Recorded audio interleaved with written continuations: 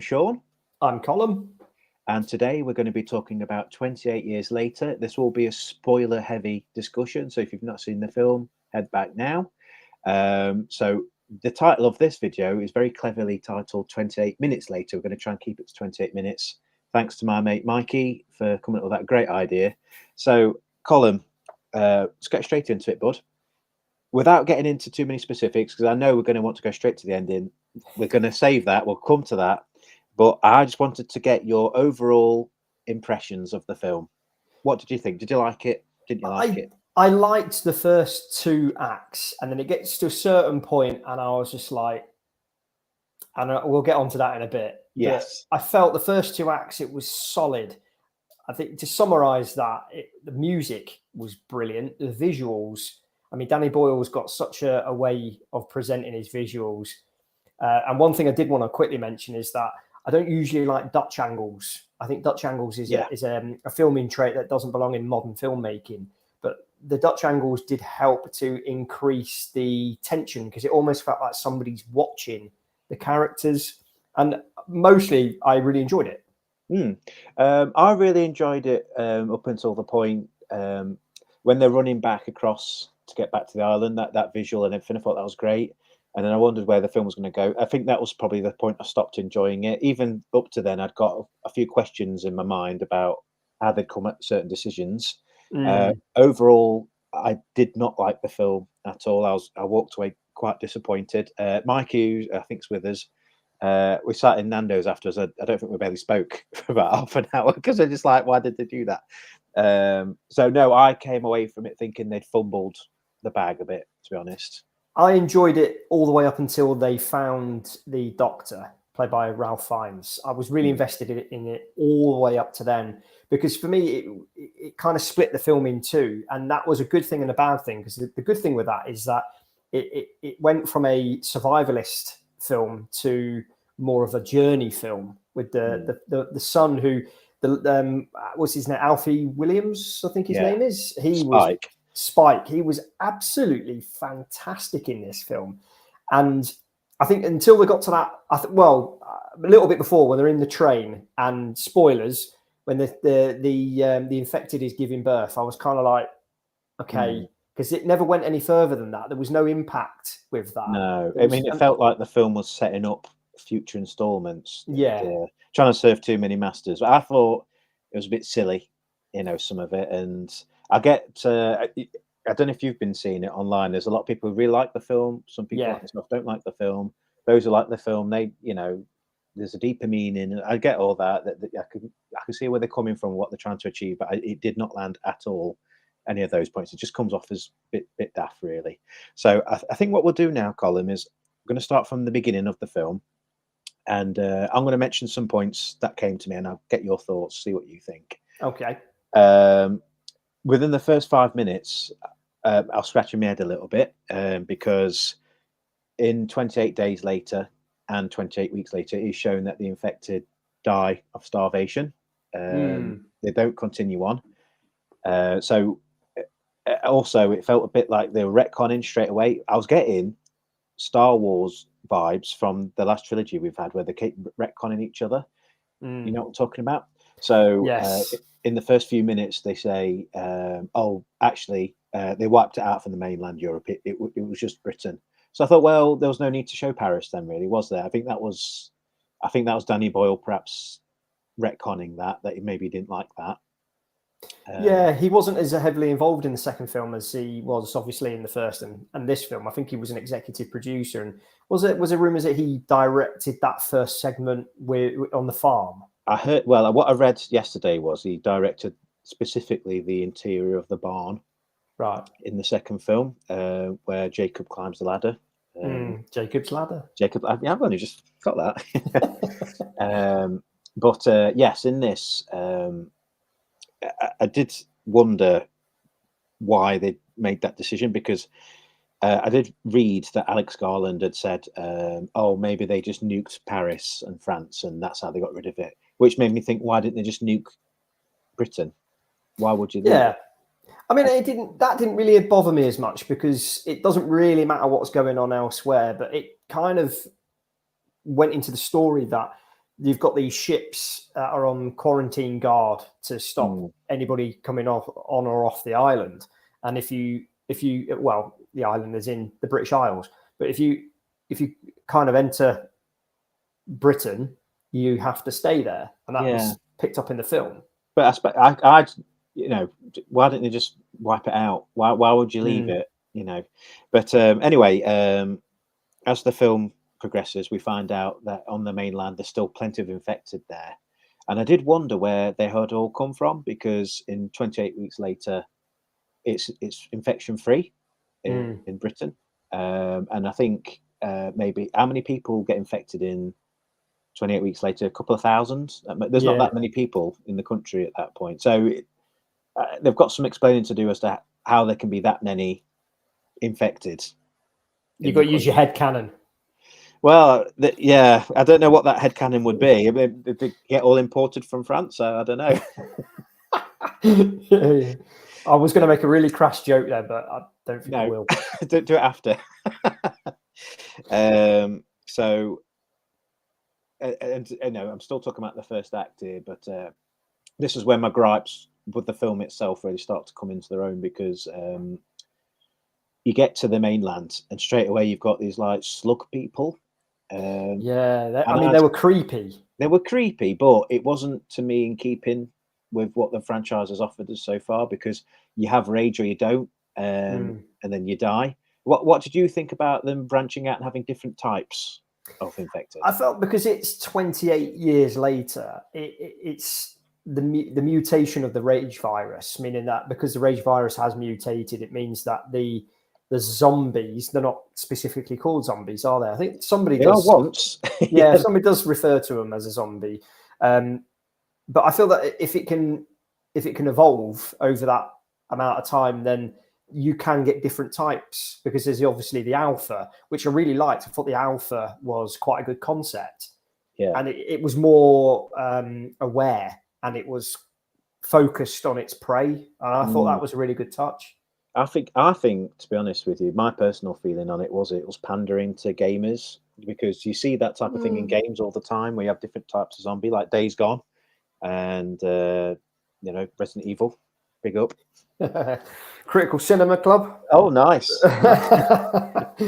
But no, I personally didn't like. I liked in the first two films, you got the virus and you killed as many people as you could, and then you died. And again, I don't think that there's not enough people in the country. The story bits didn't make sense to me, that you could get to that point where you have these different types of infected people. Yeah, I see what you mean. I think it's kind of, the logistics of it, you almost have to, the filmmakers are saying, don't worry about it, let's just focus on this story. But it kind of does make you wonder and make you think, and it can distract from the story slightly. So I understand what you mean. Yeah, because I mean, my sort of impression was, why even call it 28? It could be its own thing. So I don't think it has any real ties with those two films at all. No, the only tie it's got is it's the same virus. Well, I'm saying now, is it? Because it's so different. Yeah, that's a good point. You could call that film Infected Britain or something, and just it would be. I wouldn't have half as many problems with the film then. But I always have a problem where, and I've been likening it to Joker 2 a lot. I got that same level of disappointment, and it felt like Joker 2 sort of forgot what Joker was about. But that's a whole other argument. But I had some big problems with how Britain and the infected were represented. What did you think about the weird Call of Duty headshot kills? I didn't like that. I didn't like that either. I didn't like. I thought it was a decision made for style, and I just didn't really think it helped. I mean, as I was saying earlier, that you've got the Dutch angles, which actually complemented the style, because it felt like someone's watching the main characters, and these like Call of Duty kind of like when it's all in red and you can see their eyes and stuff. I felt like, what am I seeing? What are we seeing this through?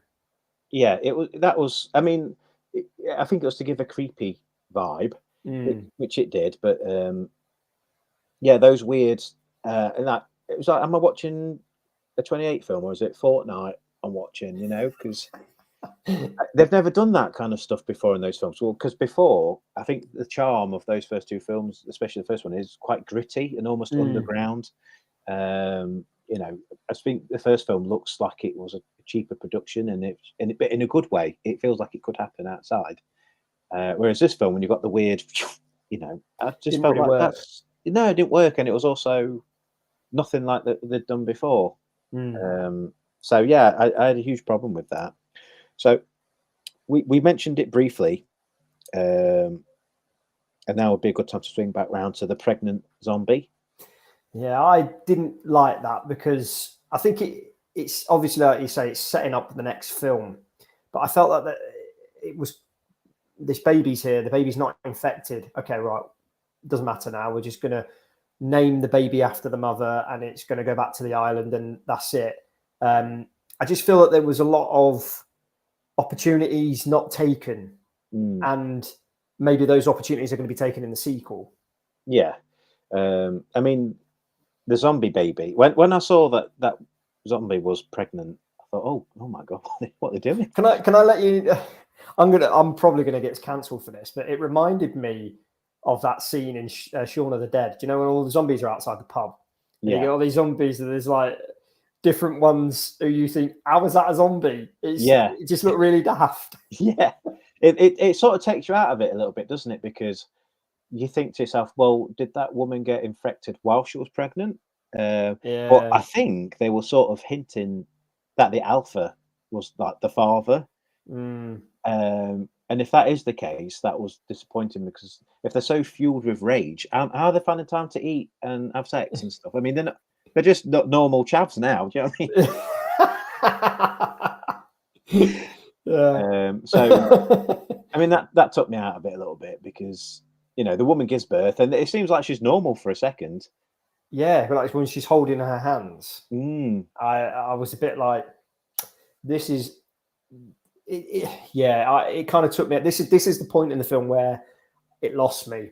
Yeah, and then obviously when they went too hard, it did for me as well. Just unless they're going somewhere with this, and it's going to have bigger implications in the sequel.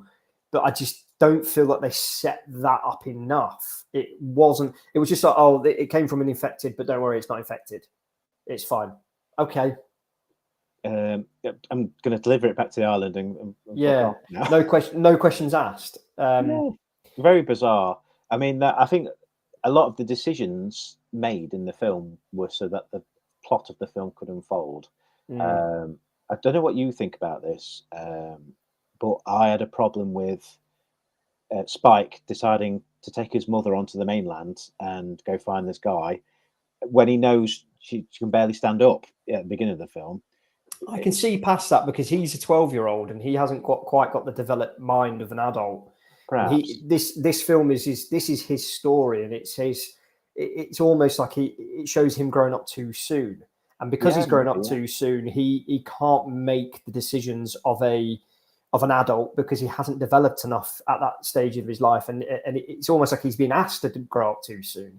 So I can see, if you've got a character who's well established and they're a lot older and they've got a lot more experience and they make these silly mistakes, you're wondering what a badly written character that is. But when it's a child who's being asked to be an adult, going out for his kills, and when he's too young, because they said they're not going to go out until they're 15. He went out early and he's kind of taken a grasp of it all. You can expect him to make silly mistakes that you or I wouldn't make, because we're adults. We've got experience. I make plenty, even at my age. Yeah, just today. Yeah, but no. On the note of going to the doctor, I did have to laugh because American audience probably wouldn't get it, but so they leave Holy Island, I think it is. They can't have gone far because the tide was on like a 4-hour turnaround, I think. And he sees this fire, and I'm going to be generous and say this fire was 10 miles away or something. Yeah, it looks a lot further away. And you can't walk 10 miles in 4 hours. No, but what made me laugh was, to get there, they passed the Angel of the North, and then the Sycamore Gap, which are nowhere near each other, really. It was all done for the visual. Yes. The American audiences wouldn't quite Won't get understand that. But to me, A lot of British ones wouldn't, who haven't been maybe not. to the northeast. But I pick up on stuff like that, and if you look at it on Google, it's like a huge triangle. But yeah, that was just another thing I was just shaking my head at in the film. So, if we're talking about the Doctor, what did you think about that whole segment? I mean, right, I have to say, it wasn't I was kind of getting early on. I was kind of getting vibes of this is going to be similar to the Christopher Eccleston character from the first one, but it really wasn't. It was really like really kooky and really I mean, I liked him as a character, but I've written down here "lol at skull." Well, are we okay to talk about the main part of that just yet with the mother? Yeah, go for it. Yeah. So when you find out that I mean, I kind of knew that it was either her or the dad who was going to die in this film, and I fully expected it would be the dad because it disappears halfway through it. It doesn't come back into it until very briefly at the end, and I was like, because I thought he was going to be the main character, but yeah, and I thought he was going to appear near the end and save him or something, and then end up sacrificing himself. But then she just allows herself to be killed with a blow dart, and that reminded me of Bottom. You know, when they go camping, and then. But the fact that he kills her, burns her body, and then just takes her skull, and Spike's just like, oh man, nice, and then puts it on top of the tree thing, the tree of skulls. The demented Christmas tree. The demented Christmas tree. Mate, seriously, I watched this last night. It was a full theatre. I could hear laughter. I've heard a lot of people say that. Yeah, I could hear it, and I was just sat there thinking, I can't contain this. I started laughing myself because you know when you pick up on other people laughing, you're a bit like, because it's supposed to be a touching moment. You're supposed to be like, sad, but it wasn't. It was just ridiculous. It was so left field. It just came out of nowhere. Here's your mum's skull. Yeah. There you go. And he's just like, I'll put you here and then let you find face a nice out. place for it. You can see the island from here. It's like, what? This guy's insane. And Spike is probably going the same way now. He just lets it. I know he kind of tranquilizes him, and he's on the morphine and he's really calm about it. And that might be the reason why he was able to accept it. And I was just like, nah, I'm out. Yeah, it was funny. Mikey, thanks for joining in on the chat. Mikey says the Swedish soldier was so irrelevant that he hasn't even been mentioned yet. Well, I was coming to that. That was so odd. That was another left field. There was a bit of comedy there because him showing the picture of his girlfriend and Spike was saying, "Is she like allergic to shellfish or something? What's wrong with her face?" Yeah, I thought that was so funny. Yeah, but that's another thing where it's just like it's tonally all over the place, isn't it? Because you've got these jokes, and then you've got the pregnant zombie, and then by the way, I was laughing because I am convinced. I've got a conspiracy theory that some of these directors are trying to make the worst film possible. There's a bet going on because I'm watching it right, and we know we've been talking about how gritty the earlier films was. There's that bit where that soldier gets killed. He lifts him up out of the thing and then just drops his skull and spine back. I mean, what the fuck are they? What's going on? It was a bit like Predator, wasn't it? It was, but even Predator wasn't that camp. Yeah, no. I mean, the bit in the tunnel where the Alpha rips the skull off, the head off the guy, one of the soldiers. I thought that was creepy. That was like really done well. But yeah, but a one-off it wants to be that. Not keep doing it. I mean, it looked comical. Like a B movie. Yeah, it's just like oh, where's he gone? And then they drop this thing, but it's like a cheap B movie scare. And I was just like, they take it piss. They've got to be. They're having a laugh. There's no other explanation. That would never have happened in 28 Days Later, would it? No, it would have just been rage and all over them. Yeah. Not this really weird situation where this guy gets scooped up, Resident Evil style. But I feel like they have been influenced by some of these other things that have been influenced by them. For the poorer, I would say. But yeah, it was short-lived, wasn't he? That guy, and as quick as he appeared, pointless. Yeah. I think it was probably just to provide some more context about the outside world. Mm. And I think that's all. There was some exposition, and then he was gone again. And a bit of comic relief. Yeah. So that was quite funny. But so it's one of those things where, again, I know I mentioned Joker 2, but you can feel the third act coming to a close, and you're thinking that this can't be it. This is not the film. This is bullshit. So I know where we're going. well, I've held it in as long as I can. Right, let's talk about it. Let's talk about it. So he drops the baby off and all that shit, and now I'm going for a big walk, even though I couldn't look after myself. I'm off for a leg stretch. I'll see you later. Yeah. I almost died loads, but let's have a bit more of that. And then I was convinced at this point that Cillian Murphy was going to show up. I was.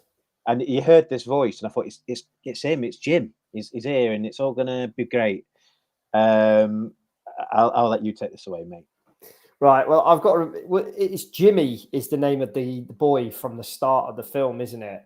Yeah. Because that's where I thought. Because when you saw when Spike and his mother are walking across the fields, and you go past the building, and there's graffiti, and it says it's I can't remember what it says now. It's religious graffiti, but then it's got Jimmy written next to it, and I completely forgot the kid at the start was called Jimmy. I mean, I was looking at it thinking, oh, it's Jim from Cillian Murphy's character. Yeah. I know he's involved in this. He's an executive producer. But right at the very end, when the Jimmy Savile ninjas turned up, I was just like, it was completely. I mean, it went weird with the Ralph Fiennes character and the weird tree. But then this just went into something completely different with the metal music and something purely out of Resident Evil. It was silly. I mean, I was just like, what? Even when he turned up, right before the ninja shit, he turned up and he got the cross, and I just. Oh, because I hate it when films are so obvious with the callbacks like that. Yeah. So at the beginning of the film, we're all saved, son. It's just great. But take this cross so that people in the film know it's you later on. And that's bullshit. But yeah, then the Jimmy Savile ninjas show up. I'm a big fan of Jack O'Connell, though. I do like him as an actor. Yeah, but it's just such a strange choice. I mean, yeah, they do all that flippy shit and kill him, and it is like Power Rangers and stuff. And I get what people are saying, that they grew up without adults and they would like Power Rangers. I'm on board with that. I get that. You're wrong. You're all wrong, because that is some crap. That is when they're jumping around. That if you watch all these 3 films in one go, that stands out a whopping mile. And it's honestly, I was fucked off. Do you know what that reminded me of? Have you seen The Gentleman, the film, The Gentleman? No. Right, well, there's there's like a gang of amateur boxers or martial artists or what have you, and they're all led by who's in? We played Penguin. My mind's gone blank here. Oh, what in the recent Batman films? Yeah. Oh, Irish fella. Yeah, Thingy. My mind's gone completely blank. Yeah, mine too, mate. Yeah. Anyway, there's these group, they're all wearing Burberry tracksuits and stuff, and they like to film themselves fighting and rapping at the same time. And it reminded me of that. I was just like, this has literally been taken from a Guy Ritchie film. Colin Farrell. Colin Farrell. Yeah, I was going to say Colin Firth, but I knew that wasn't quite right. I nearly said Colin Firth. That's why I stopped myself. But this gang just reminded me of that, like wearing the Burberry. Although they're wearing like tracksuits, dressed like Jimmy Savile's. But it was just so like that. I just thought, tonally, it's completely different. Yeah, it would be like someone in EastEnders getting on a spaceship and flying off. It just didn't. They're 2 different things. It was ridiculous. At that point, I was just like, oh, and that's that. I left the cinema thinking, what a waste of an ending. What have they done? Mikey says the ending felt like a Zombieland montage. I'm still in disbelief. I got that same vibe. Yeah, I agree. Yeah. Why Jimmy? I mean, there was obviously Jimmy Savile, right? That they were going for there. So Jimmy is his name, the guy, the kid. Why have they done that? I mean, it's because it's creepy. Are these supposed to be wrong-uns? Are they going to be evil characters in the next film? Again, I've been doing a lot of online reading about people saying, and yes, there was just thought that Jimmy Savile hadn't been exposed for his crimes at that time.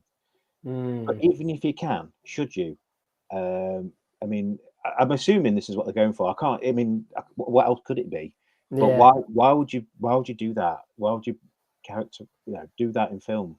It's not the one, is it? No, The One. That's a good film. Yeah, that is a good film. So, as planned, Colin, we have 2.5 minutes left. 2.5 minutes or so. What are your thoughts for the future of the franchise? Let loose on anything we've not mentioned. Go. I worry about where it's going because it's not directed by the next one's not being directed by Danny Boyle. I believe at this point, that might be a blessing. Well, possibly. Yeah, I'm not sure if I'm being honest. I feel I don't know what direction they're taking it in. I'm intrigued to know what they're going to do next, but personally, I just don't see what the point is. They didn't leave me with something at the end of that was a hook.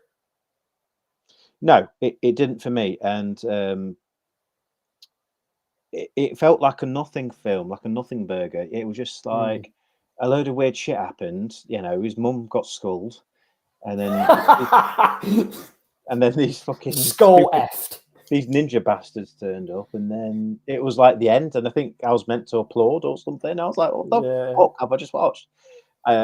We were laughing, me and Mikey, because the toilet at the cinema is right next to the door to the screen, and quickly went for a tinkle, come out, and these two like chavs came out, and the woman went, "Well, that was fucking crap." Was it Sean Bean? Yeah, bastards.